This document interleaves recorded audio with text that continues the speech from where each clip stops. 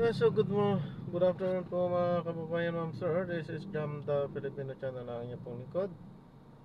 So today is December 4, 2025 at tayo ngayon ay pupunta dyan sa may Fountain International School sa may Boni Serrano Avenue po yan, San Juan. At dadalhin po natin sa may the Sandstone at Portico sa may Ranbo Drive, Ranbo, Pasig. Napaka-traffic. Okay, so magbabalik po tayo mamaya konti pag nakuha na po natin sila. Disclaimer lang po, ang content po natin ay kalsada at hindi ang passenger. Kaya nga naman, saka sa kaliwa po na may marinig kayo mga pangalan ng lugar, pangalan ng tao, pangalan ng organizations, government o private man yan, ay wala pong kinalaman ng channel na ito at wala pong pinapatungkulan. At po na pinag-uusapan dito ay pawang dito lamang po yan sa loob at wala pong pinapatungkulan sa labas. Okay po, magbabalik po tayo mamaya konti pag nakuha na po natin sila.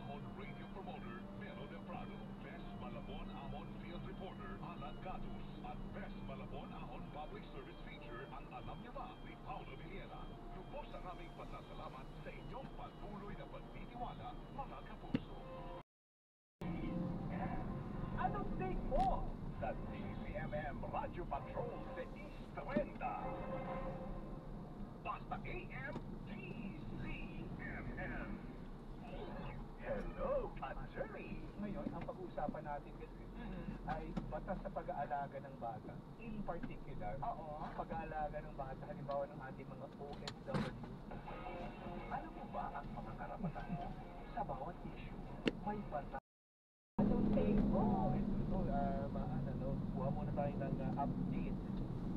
dyan sa pag-asa, kaunay yan sa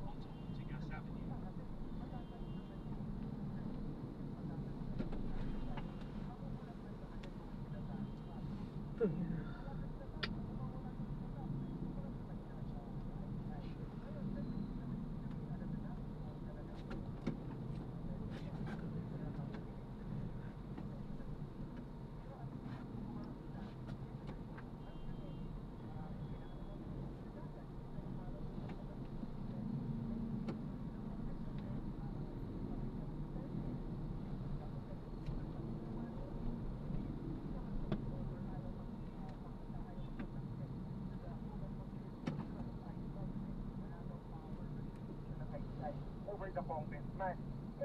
Ang ano dyan, ang maganda kay Kong Sando, pinapakita niya, hindi porket legally. So legally tama naman si Kong Paulo Duterte, no? Hindi naman sa lahat ng pagkakataon, mali sila. Pero may voto siya legally, ang pwede lang i-invite at i-compel ng ICI ay mga taga-executive branch. Kaya kailangan ipasa na yung Independent People's Commission. But that's a different matter, no? Pero hindi naman ito usapin lang ng legality, eh. Siyempre yung mandate ng ICI, hindi lang nanggagaling sa Pangulo, hindi lang nanggagaling kay PBBM.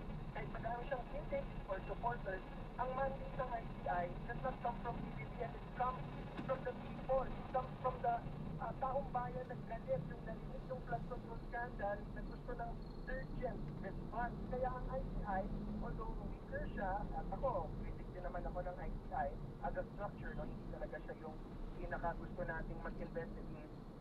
Sana mapasa yung batas sa Independent People's Commission. But it was an urgent response, so we have to give credit na ng ICI, may pinupuno siyang vacuum or may pinupuno siyang pangangailangan na kailangan may mga matanong na meron ng mausisa, meron ng ma-case build up na pwede mangyari. So, by going to the ICI, kahit presidential stand siya, Kong Sandro is empowering the ICI's mandate from the people who want accountability about all the infrastructure projects, not just flood control. And conversely, si Kong Paulo Duterte, parang hindi niya rin-recognize. It's not the ICI's jurisdiction ang nilireject niya. It is the people's answer, it is the people's mandate for an urgent response and investigation on all infrastructure corruption. So yun yung nakakalungkot sa letter ni Congressman Paulo Duterte. At binigyan-bigyan din niya na wala sa kapangyarihan ng ICI na magpatawag ng mababatas tulad niya. Ayun nga, nandun na tayo, totoo naman yan. Pero sa dami na ng congressman na pumunta sa ICI, bakit ngayon pa lang niya i-raise yung punto na yan? Lahat ng mga congressman na pumunta sa ICI knows, na-consult na nila yung mga lawyers nila that they don't have to appear sa ICI kasi walang contempt powers, walang power to compel a congressman which is in the legislative branch of government. Ang ICI can only compel attendance sa executive branch, lahat ng mga opisyalis sa Ecotiko. But pumunta pa din, lahat ng mga congressman before today, no? I think, if I'm not mistaken, I'm not sure, but back check, I think Congressman Paulo Duterte is the first congressman to decline or to not appear. Lahat ng iba na in-invite, pumunta, tapos yung ibang hindi naman in-invite, nag-volunteer pa. I'm not sure if Congressman Sandro Marcos if he was technically invited or he volunteered, siya yung nagsulat na he wants to appear, no? I think it's the latter. But yun yung punto na hindi naman kailangan lahat ng usapin dito legal.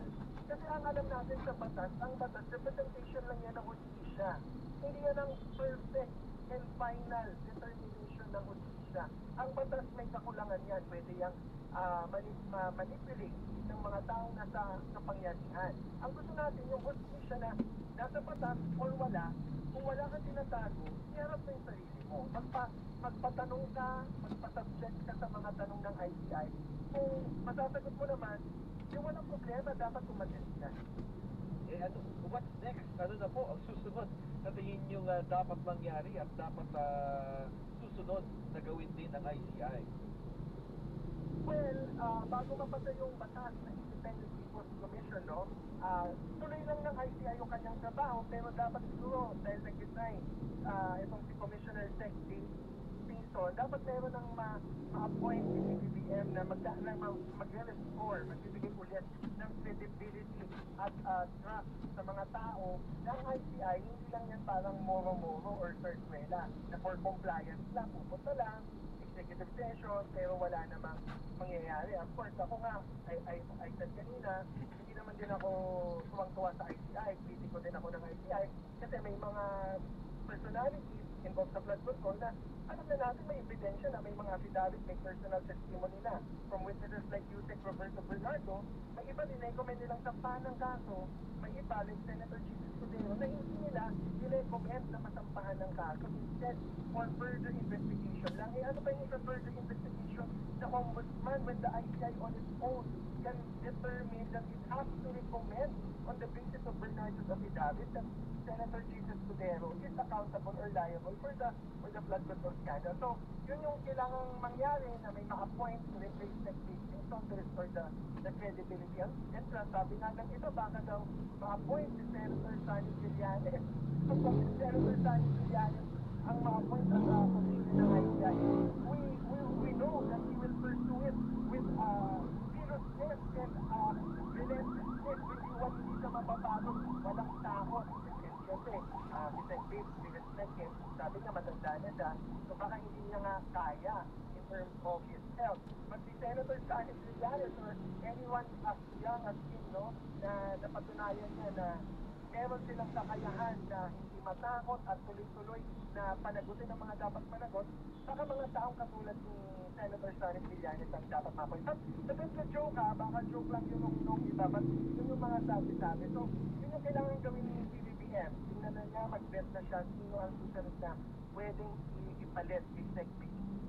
So, kasi si Sec-Base kasi ay yung talagang bentahin sa kanya ay yung kanyang nalalaman, karanasan na nang siya mamuno o mamunuan ang DPWH. Kumbaga, pag siya siguro ang tinanong dyan or may mga nirarap na yung mga lalo mga taga-DPWH, hindi mo mapapa-ikot ang ulo dahil alam ko yan, nandiyan ako sa loob dati. Pero nga, kung hindi ganun, may ganito rin kasanayan, kasi alam naman natin yung iba rin natin mga miyembro dyan, no? Hindi ganun may malalim ng kaalaman doon sa loob ng DPWH na pasikot-sikot dyan sa mga proyekto dyan. Sana yun din ang punir. Yung equally may kaparehong karanasan o kaalaman tulad ni Secretary. Well, ang idadagdag ko dyan, Mama, at sa karanasan kasi, kung kalinisan, lahat ng tao alam, lahat ng insider and normal na tao, naniniwala kay Secretary na hindi siya kumukuha ng SOP or kickback noon, no, na talagang sinubukan niyang ilinis, pero again, hindi mo naman malilinis niya lahat, but he minimized corruption in his own department nung siya yung DPWH Secretary. So yun yung dagdag na value niya maliban sa karanasan, is malinis din siya at saka competent. So kailangan talaga maghanap si BBM ng isang tao na makakapag-contribute ng mga ganong values. nakakahinayang din. Attorney, kasi di ba, parang napaka-passionate dati niya sa sex-based plan eh. Although siguro, sabi nga niya, yung katawan niya ay sumusuko na din. Kung kailan sinasabi niya ng ICI na endgame na, malapit na tayo. Malapit na daw sa, finish line. No, may iwan na yung sex-based. At malapit na rin tayo magtatay. Oh, sige, go ahead, Attorney Jen. Bago tayo magtapos, of course, with legislative no?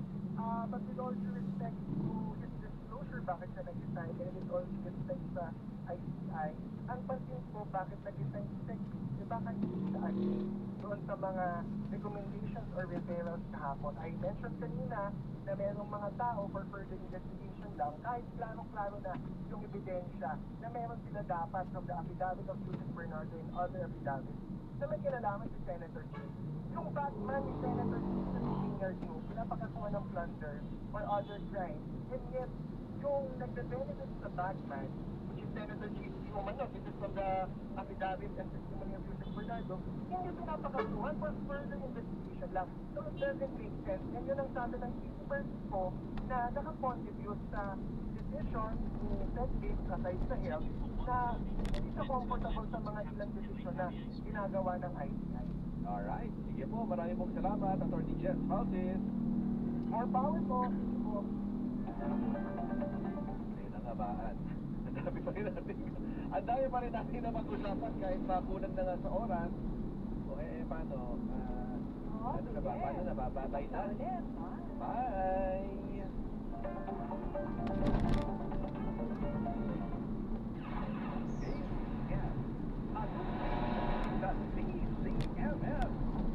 Basta AM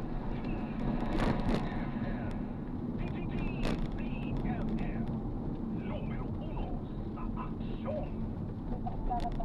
napakasakit. Mga binti ko, pati mga daliri ko sumakit. Isa nga makatayo. Sa pagpasok ng Vermont, mas nararamdaman natin ang pagpapalit ng panahon mula sa habagat papunta sa Amihan.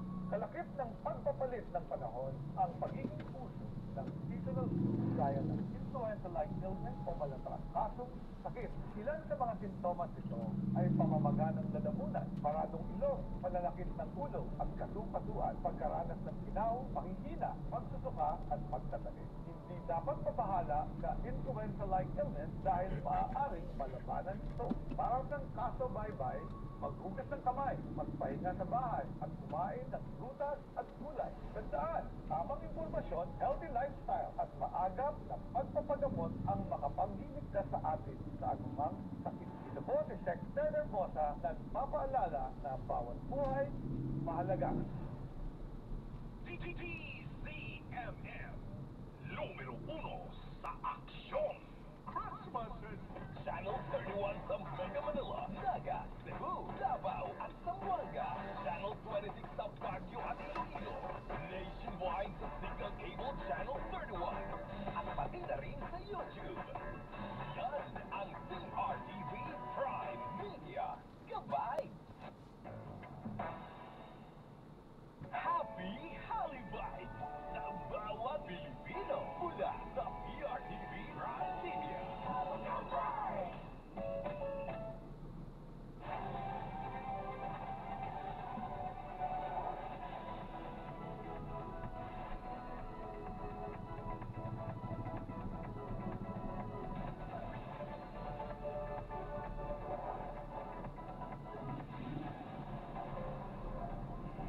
December 4, 2025, Huwebes.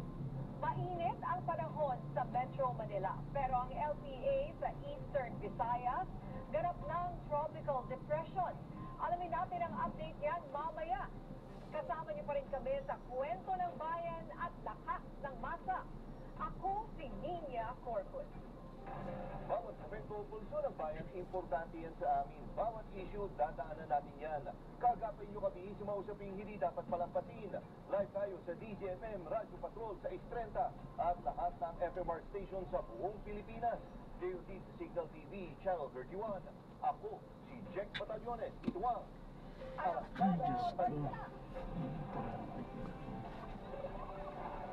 Congressman Paulo Duterte tumangging humarap sa ICI hearing habang si Congressman Sandro Marcos dumating. Presyo ng galunggong at sibuyas nagmahal dahil kulang daw ang supply. Singil sa pasahe ng ride-hailing apps, umarangkada rin. Dinorado rice ng Nueva Ecija, kinilala bilang world's best rice sa Cambodia. At Christmas Village sa Tacloban, pinailawan na. Gaya ng kanyang ipinangako, kusang loob na humarap si House Majority Leader Sandro Marcos sa Independent Commission for Infrastructure. Pero si Davao City Congressman Pulong Duterte ayaw humarap sa pagdinig. May umaarangkadang balita si JM Pineda live. JM, ano raw ang dahilan bakit hindi humarap si Congressman Paulo Duterte dyan sa ICI? Niya sa payag nga ni Congressman Paulo Pulong Duterte ay sinabi nito na hindi siya sakop ng jurisdiksyon ng ICI o ng Independent Commission for Infrastructure. Kaya wala daw itong karapatan na ipatawag siya. Kataliwas nga yan doon sa sinabi niya ng nakaraan lamang na bukas sa investigasyon ng komisyon. Sa pangatlong public statement video ni former Congressman Zaldico, inilabas niya ang mga ebidensya umano na may sinisingit na pondo si House Majority Leader at Presidential son Sandro Marcos sa Baikang process sa mga nagdaang taon. Umaabot umano ito ng 50 billion pesos mula 2023 hanggang 2025.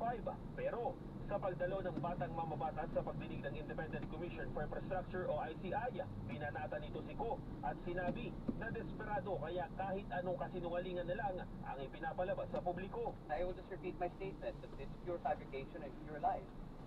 It's one that it's a move that reeks of desperation, political ploy, and I've already attributed it to attempts at destabilization of the government. Malabo rin umano ang ibinibintang ni Ko na naghahatid siya ng pera kay Pangulong Ferdinand Marcos Jr. at kay dating House Speaker Martin Romualdez. Honestly, to my knowledge, no, it's not possible. Why, sir? Because first of all, the executive has nothing to do with the legislative. And secondly, the allegations are untrue. I did not do any such a thing. Buwelta pa ng mambabatas.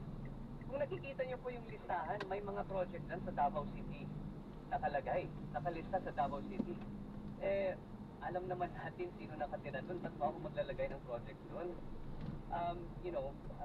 Sana naman pag-aralan nila ng mabuti. Propaganda lang din daw ng dating mamabatas ang mga aligasyon para pabagsakin ng pamahalaan. Closed door session ang iniling ni Marcos sa kanyang pagharap sa ICI kaninang umaga. Pero sa ambush interview, sinabi rin ito na payag naman siyang ilabas ng ICI ang kanyang mga testimonya. Tumanggi naman sa imbitasyon ng komisyon si Davao City Representative Paulo Pulong Duterte. Wala umanong kapangyarihan ng komisyon na ipatawag siya at hindi siya sakop ng jurisdiksyon nito. Taliwas yan sa nauna niyang pahayag na bukas siya sa investigasyon ng ICI at walang itinatago at walang tinatakbuhan. Di niya kanina nga pagbungad pa lang o pagbaba pa lang ni Congressman Marcos ay agad ditong sinabi na voluntaryo nga siyang pumunta dito sa ICI at handa siyang tumulong sa kahit na anong paraan at lahat ng mga impormasyon na alam niya ay babanggitin niya sa komisyon para magbigay linaw na rin sa mga investigasyon na ginagawa ng ICI sa mga flood control projects. Di niya. JM, paano ba ang proseso dyan? Yan, kusang loob na pagharap ni Congressman Sandro Marcos. Ito ay sinasabi niyang voluntary basis. So, kumbaga, hindi naman sila required kasi wala naman daw kasong pinahid sa kanya o hindi naman siya sinapina.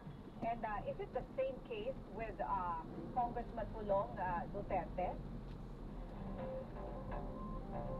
Diya sa pag-alam natin dito sa proseso dito sa ICI, ang nangyari ay itong ICI ay mismo inibita nga si Congressman Pulong Duterte. Pero itong si Congressman Sandro Marcos, ang nangyari ay noong nakaraang linggo nga lang ay nagbigay siya ng pahayag sa kanyang social media account na handa siyang magbigay ng impormasyon patungkol nga dito sa investigasyon ng flood control projects. At sabi nga rin ng ICI dyan, ang sagot ng ICI dyan, kahit na sino naman na tao o personalidad o mga mambabatas na gustong pumunta dito sa tanggapan ng ICI para makatulong sa investigasyon nila at tumarap sa pagdinig, ay open na open ang komisyon para nga rin magbigay linaw dito sa mga insertion o yung proseso ng budget, especially doon sa Kamara pati na rin sa Senado.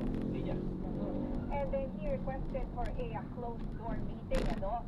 Bakit daw?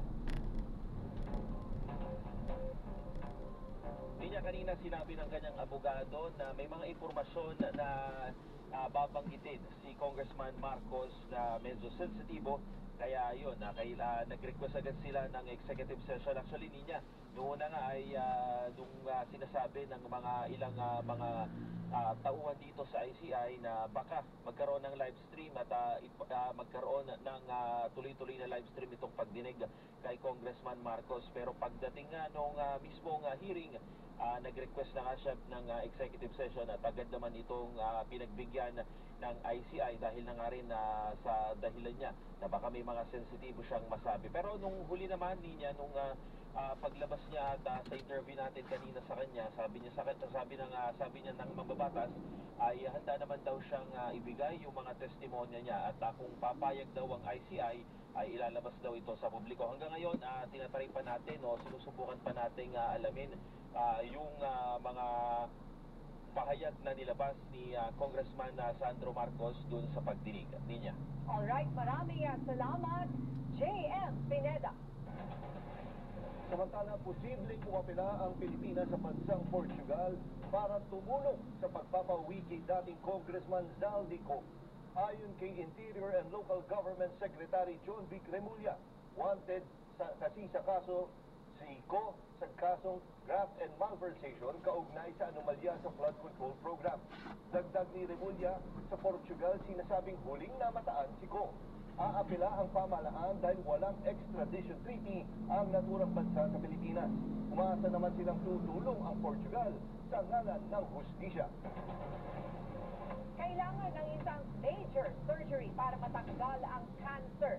Ganito ay nilarawan ng Pangulong Ferdinand R. Marcos Jr. ang laban sa katiwalian. Ayon sa Pangulo, dapat nang matapos ang matagal ng pahirap sa taong bayan. Giit niya hindi naliligaw ang administrasyon sa landas ng reforma at natitiyak na tama ang tinatahak nito. Sa ngayon, bagamat nahihirapan pa ang bansa, naniniwala ang presidente na sisiglang muli ang bansa sa mga hakbang na nasimulan ng pamahalaan.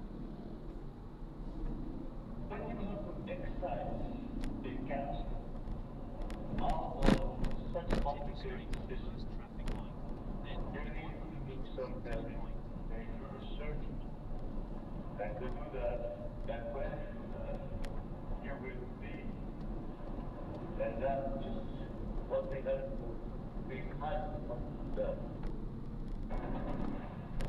Ininspeksyon ni Pangulong Ferdinand Marcos Jr. ang Bukana Bridge sa Davao City sa layong makabawas sa pagbigat ng trapiko at mapalakas ang ekonomiya ng lungsod. Yan ang umarangkadang balita ni Christian Bascones. Mula sa 2 oras, magiging 20 minuto na lamang ang biyahe dahil sa higit 1 kilometrong Bukana Bridge sa Davao City. Ayon kay Pangulong Ferdinand R. Marcos Jr., dahil gagaan na ang trapiko, inaasahang bibilis din ang transportasyon ng mga serbisyo na makakatulong sa pagpapalakas ng ekonomiya ng rehiyon. Bubuksan ang Bukana Bridge bago bawal pala sila. Kahit malaking ginhawa, lalong-lalo No entry. ay ngayon na magpapasok tayo, alam naman natin nangyayari sa traffic.